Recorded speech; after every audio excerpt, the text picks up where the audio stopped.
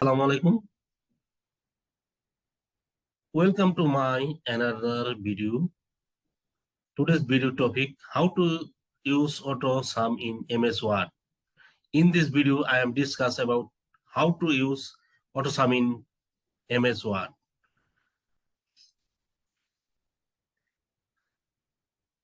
বন্ধুরা স্ক্রিনে দেখতে পাচ্ছেন যে একটা টেবিল, এখানে হেডার হলো নেম, তারপরে কোন মাসে কে কত কাজ করছে তার মানে পারিশ্রমিক একটা ডেটাবেস। তো এখানে আমরা এমএস ওয়ার্ডে অনেক সময় যোগ করি, কিভাবে সেটা আমরা সবাই জানি, কিন্তু অটো সাম যারা বিগিনার তারা জানে না। তো আমি আপনাদের দেখাচ্ছি, দেখেন এখানে আমি করতেছি, দেখেন অটো সাম হয়ে যাচ্ছে, ঠিক আছে।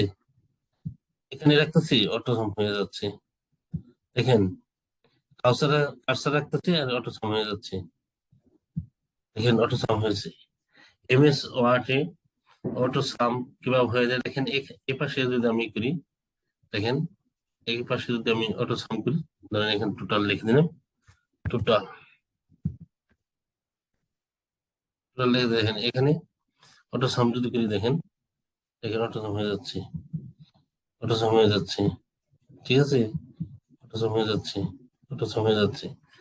তো এই অটো সামটা এমএস ওয়ার্ডে কোথায় থাকে আমরা অনেকে হয়তো জানি না, সেটা আমি আপনাদের দেখছি। দেখেন আমার উপরে এখানে দেখেন এই যে অটো সামের একটা সাইন। তো এই অটো সামটা কিভাবে আনতে হয় সেটা আমরা আপনাদের দেখাচ্ছি। দেখেন এখানে আপনাদের ক্লিক করতে হবে, এই জায়গায় ক্লিক করলে দেখেন, এখানে ক্লিক করলে দেখেন মোর কমান এখানে ক্লিক করবেন। এখানে ক্লিক করার পর দেখেন এরকম অপশন আসবে, এরকম অপশন ডিসপ্লে পুরিং, এখানে আপনি কাস্টম রিবন এখানে ক্লিক করবেন। এখানে ক্লিক করার পর দেখেন যে পপুলার কমান্ড, এখানে আপনি করবেন কি অল কমান্ড করে দেবেন, অল কমান্ড করবেন। অল কমান্ড করার পর দেখুন একটার মধ্যে রেখে এস টি লিখবেন, দেখেন চলে আসছে, দেখেন এই দেখেন এই চলে আসছে, দেখেন এটা চলে আসছে, ঠিক আছে। এটা তখন এখানে যে এখানে অ্যাডের এখানে ক্লিক করবেন, দেখেন অ্যাডের এখানে ক্লিক করবেন, অ্যাড হয়ে যাবে। আমি এখানে ক্লিক করছি, অ্যাডের এখানে ক্লিক করলে অ্যাড হয়ে যাবে। তারপরে এখানে এই করবেন, এই যে রিসেট এখানে দিয়ে দেবেন, ওকে দিয়ে দিবেন, ঠিক আছে,